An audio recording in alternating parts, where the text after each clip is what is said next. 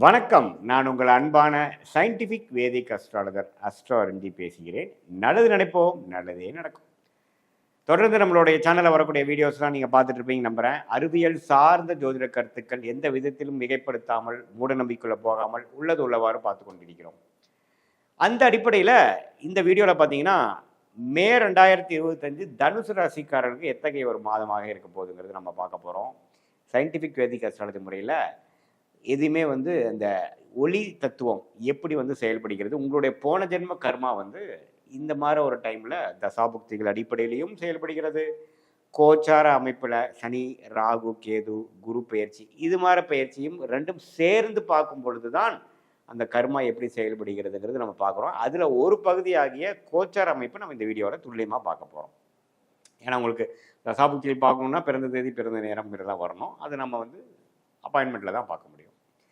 Very good. இப்போ பார்த்தீங்கன்னா மே 2025 தனுசு ராசிக்காரர்களுக்கு எப்படி இருக்க போகுதுன்னு பார்க்கும் பொழுது, மாத கிரகம் என்று சொல்லப்படுகிற அந்த செவ்வாய், புதன், சுக்கிரன், சூரியன்லாம் எப்படி பெயர்கிறார், ஆண்டு கிரகம் ஆண்டுக்கு ஒரு தடவை பெயரக்கூடிய கிரகமாகிய ஒரு ஆண்டுக்கு ஒரு தடவை கிரகமாகிய குரு, 1.5 வருஷத்துக்கு ஒரு தடவை இடம்பெயரக்கூடிய ராகு, கேது, 2.5 வருஷத்துக்கு ஒரு தடவை இடம்பெயரக்கூடிய சனி எல்லாம் எப்படி இருக்கிறான்னு பார்க்கும்பொழுது, சனி ஆல்ரெடி மார்ச் 29, 2025 மே மாதத்துக்கு முன்னாடியே பார்த்தீங்கன்னா இடம்பெயர்ந்து 4ஆம் இடம் மீனத்திலிருந்து சஞ்சரிக்கிறார். ஸோ 4ஆம் இடம் என்று சொல்லப்படுகிறது அர்த்தாஸ்திர சனி. அர்த்தாஸ்திர அதாவது அஸ்தம சனியில் பாதி சனி. 4ஆம் இடத்து சனி என்ன கொடுக்குன்னா, வேலை தொழிலில் மும்முரமான ஒரு மாற்றங்கள். இதுவரை குளிர் காஞ்சி கொண்டிருந்த தனுசு ராசிக்காரர்களுக்கு உண்மையில் உழைக்கக்கூடிய அமைப்பு கொடுக்குதுங்க. அடுத்த கட்ட நடவடிக்கைக்கு போகிறோம், குரோத் ஓரியன்டாக போகிறோம்.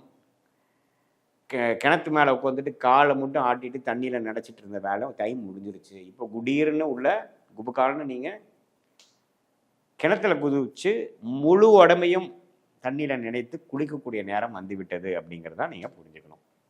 அதே சமயத்தில் குரு ராசி அதிபதியை குருவே 6ஆம் இடத்துலேருந்து விரயங்களும் சுப விரயங்களும் டிராவலிங்களும் அதிகமான அலைச்சல்களும் கொடுத்துட்டு இருந்த அந்த குருவின் அமைப்பு இப்போ 7ஆம் இடத்துக்கு ராசியவே பார்க்குறது அற்புதம். ஸோ வாழ்க்கை கொஞ்சம் நிலைத்த தன்மையாக போகும். அடுத்த லெவல் ஆஃப் குரோத்தை நோக்கி நம்ம போவோம். கொஞ்சம் உருப்படியாக சில திட்டங்களை தீட்டி வேலை செய்யக்கூடிய அமைப்பு.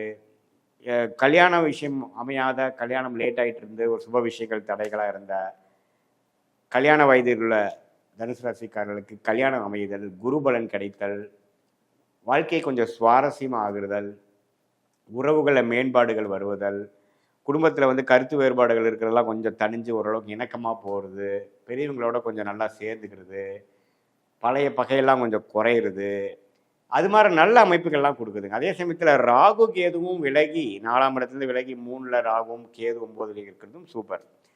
கொஞ்சம் இதுவரை நம்ம செய்த வேலைக்கு, இதுவரை நம்ம செய்த முதலீடுக்கெல்லாம் கொஞ்சம் தக்க ஒரு ஒரு சொகுசான ஒரு ஒரு ரெஸ்ட்ஃபுல்லான அமைதியான ஒரு டைம் கொடுக்கக்கூடிய தாக்கத்தை கொடுக்குதுங்க. ஸோ ஒரு பக்கம் தொழில் முயற்சி, வேலை முயற்சி, அடுத்த கட்ட நடவடிக்கை போகுது. இன்னொரு பக்கத்தில் ஒரு பாசிட்டிவான ஒரு விஷயங்கள் வருது. குரு ராசியை பார்த்து உத்வேகமாகவும் சுறுசுறுப்புவாகவும் இதுவரை தள்ளி போட்டு கொண்டிருந்த வேலைகள்லாம் எடுத்து பண்ணக்கூடிய அமைப்புகளாகவும் கண்டிப்பாக இந்த அமைப்பு கொடுக்குதுங்க. மாத கிரகத்தின் பயிற்சி பார்த்தீங்கன்னா, செவ்வாய்ங்கிற ராஜயோகாதிபதி 8ஆம் இடத்துல இருக்கிறார். ஸோ உடல்நலில் கொஞ்சம் கேர்ஃபுல்லாக இருக்கணும், வண்டி வாகனத்தில் கொஞ்சம் கேர்ஃபுல்லாக போகணும், இதெல்லாம் கொஞ்சம் பார்த்துக்கணும். அதே சமயத்தில் சூரியன் பார்த்தீங்கன்னா 5ஆம் இடத்துல மே 2 15ஆம் தேதி உச்சம் பெறுகிறார். அது அற்புதமான ஒரு விஷயம். ஸோ அரசு விஷயங்கள், அப்பா விஷயங்கள் எல்லாம் கொஞ்சம் பெனிஃபிட்ஸ் இருக்குது. ராஜோகாதிபதியை உச்சம் பெறுவது அருமையான விஷயம். ஸோ இத்தகைய ஒரு அமைப்பு பார்த்தீங்கன்னா தனுசு ராசிக்கு ஒரு நல்ல ஒரு அமைப்பு.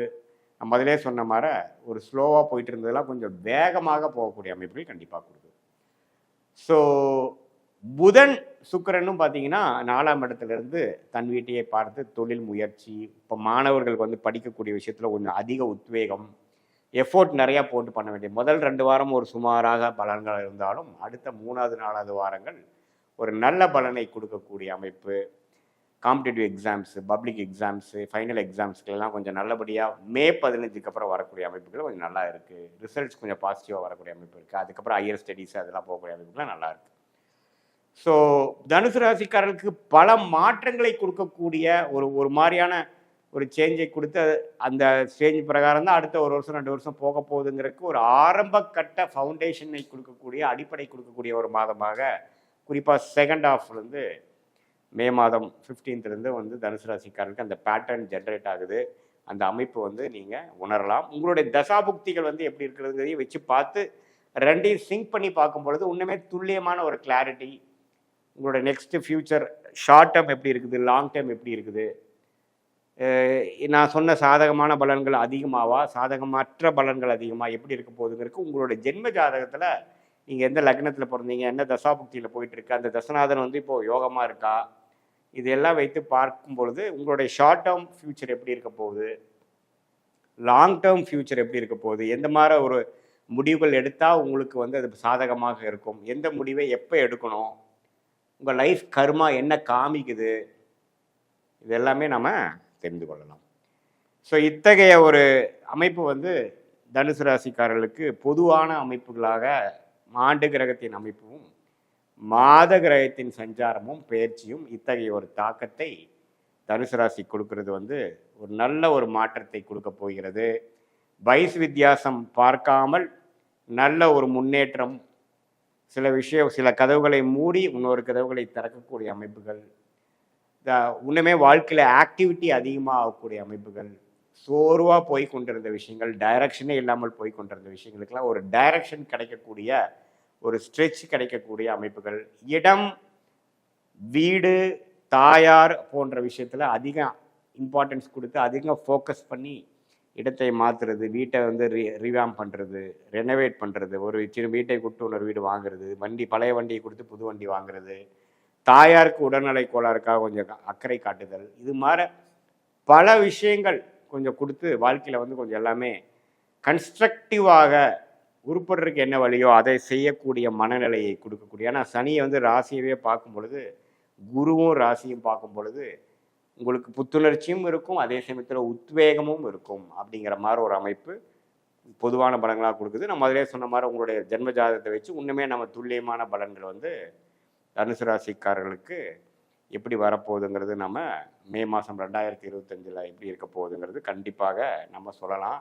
இந்திய வேத ஜோதிடம் சயின்டிஃபிக் வேதிக் அஸ்ட்ராலஜி என்ன சொல்லுதுனாங்க, அதில் ஒளி தத்துவம் எந்த அளவுக்கு நமக்கு ஒளி உள்ள கிரகங்களோட தசைகள் நடக்குதோ, பௌர்ணமி அன்னைக்கு பிறக்கக்கூடிய அமைப்பா, குரு வந்து எந்த அளவுக்கு பார்க்குறாரு, சனி ஆதிக்கத்தில் இருக்கா, குரு ஆதிக்கத்தில் இருக்காங்கிறத வச்சு தான் நம்ம அடுத்து வரக்கூடிய விஷயங்கள்லாம் கொஞ்சம் பாசிட்டிவாக போகக்கூடிய அமைப்பா, தைரியமாக இறங்கலாமா, அல்லது கொஞ்சம் அடக்கி வாசிக்கக்கூடிய அமைப்பா அப்படிங்கிறதெல்லாம் நம்ம வந்து துல்லியமாக நம்ம வந்து ப்ரிடிக்ட் பண்ணி அதுக்கு தகுந்த மாதிரி சில முடிவுகளை எடுக்கும் பொழுது வீண் விரயங்கள், தேவையில்லாத முயற்சிகள், சிலதெல்லாம் ரைட் ஆஃப் பண்ணக்கூடிய பிற்காலத்தை திரும்பி பார்க்கும்போது அது அந்த டைரக்ஷனை நான் ஏன் போனேன்னு எனக்கு தெரியலைங்கிற மாதிரி விஷயத்தெல்லாம் அவாய்ட் பண்ணி கரெக்டான டிசிஷன் கரெக்டான டைமில் எடுத்து கண்டிப்பாக நம்ம வாழ்க்கையில் முன்னுக்கு வரலாம். இந்திய வேத ஜோதிடம் மூலமாக நம்மளோட ஒரு கிளாரிட்டி தெரிஞ்சு நம்ம வாழ்க்கையில் ஜெயிக்கலாங்கிறது நான் உங்களுக்கு தெரிவிக்கிறேன். மீண்டும் மற்றொரு காணொலியில் சந்திப்போம். நன்றி, வணக்கம்.